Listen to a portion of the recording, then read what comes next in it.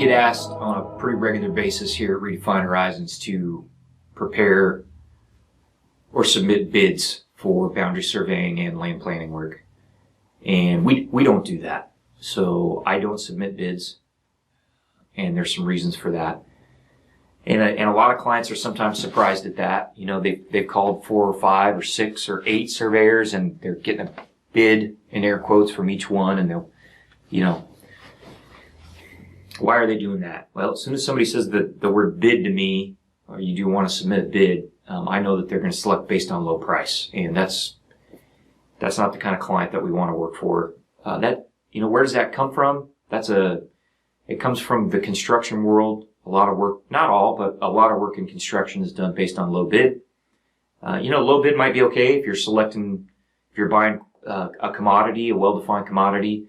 Surveying and surveys are not commodities. Each parcel of land and each survey is unique. So what I want to do is just tell you a story. This is a real life story. It happened a couple weeks ago, and it explains why we don't submit bids for boundary surveying and land planning work.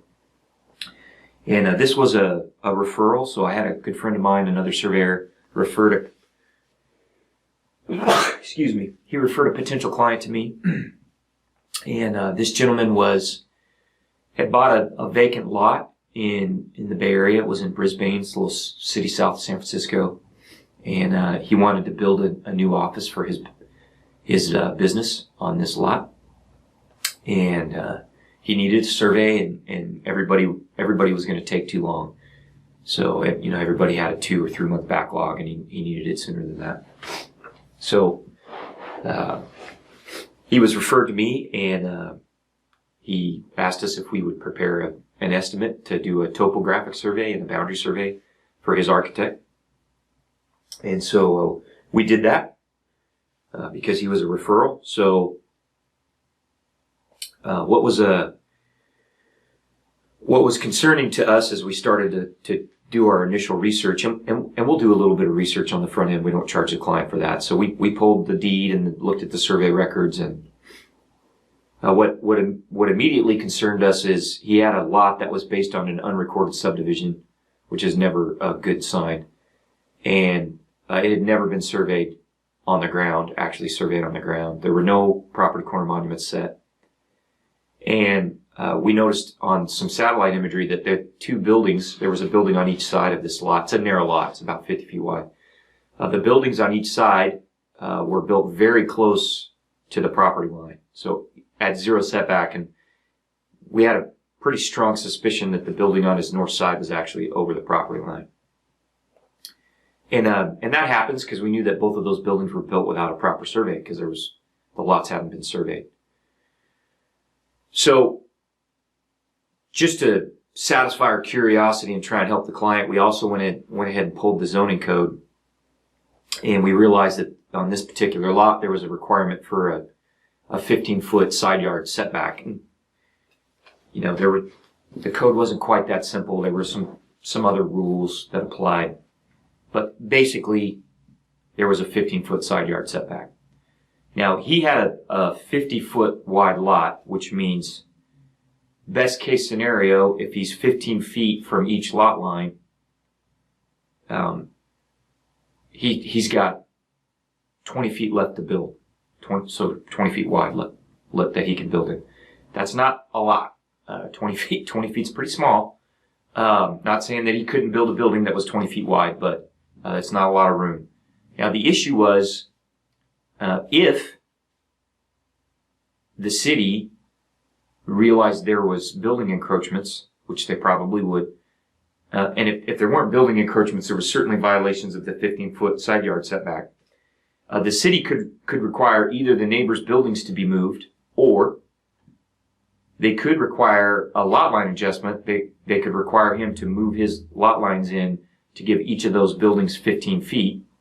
So if he did that, if you moved the lot lines in 15 feet from each of the buildings that violated the setback, and then came in another 15 feet, he's out of room. That's 60 feet total. He's only got a 50-foot wide lot. Now, these buildings occupied the front portion of the lot next to the road. The lot went quite a ways back. They were deep lots, but it was only about the first 40 feet or so of the lot that was buildable, because when you got beyond 40 feet deep, the lot became very steep and wooded, and he probably wouldn't be able to build on that part of the lot, or if he did, it would be a lot more expensive. So this guy probably has a lot that's not buildable. And that's probably why it's vacant. And here's what I tell people. I've talked about this in other videos.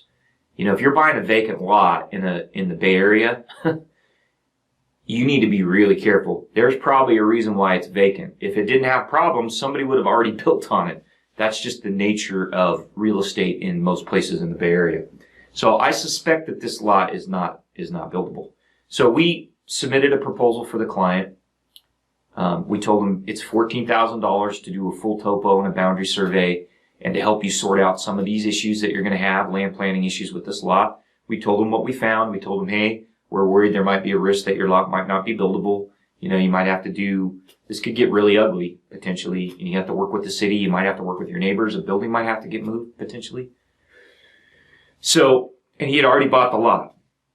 The escrow had already closed. So he called me back and he said, hey, we appreciate your proposal. He said, this is a little more than we expected. He said, can you do it for half?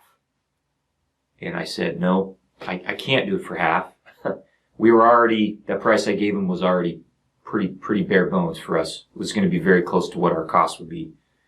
So I told him, I said, I'm sorry, I can't do it for half. That's my price. And he said, well, if you can't do it for half, I'm going to go get some other bids. It's my favorite word, in air quotes. And so I told him, hey, I respect that's your decision. I said, if you want to go talk to some other surveyors, you can. I said, I think you need to be really careful.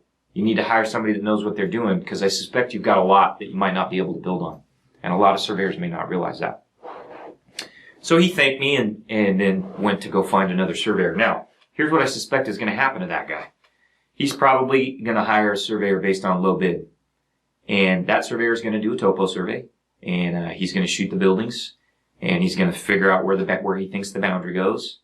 And he's not going to realize that there's a 15-foot side yard setback. And he may not realize that the buildings encroach on the property line. And he's going to say, it's not my job. I was just hired to do a topo survey and a boundary survey. And he's going to give that boundary and topo to an architect. And the architect isn't going to check the side yard setback either, potentially. A lot of architects won't. Some architects will, but a lot won't. And the architect is going to do a design. And so he's going to spend money on a boundary survey, a topo survey, and a set of civil design plans and a set of architectural plans for his building. And he's going to go down to the city to apply for a building permit. And the city's going to tell him he can't build. And by that time, he will have spent $100,000 potentially, or $50,000. It's got 4 or 5 zeros behind it. And he's going to be really upset. But he's going to be in that situation because he didn't hire a good land surveyor. He hired a land surveyor based on low bid.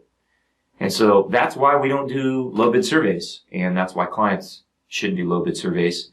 And there's probably some people watching this video that say, oh, that would never happen.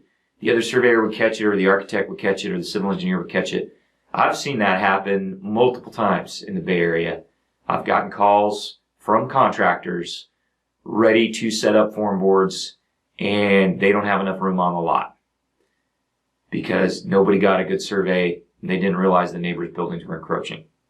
So it's really a huge problem in older metro, dense urban areas, older areas where there haven't been a lot of recent surveys.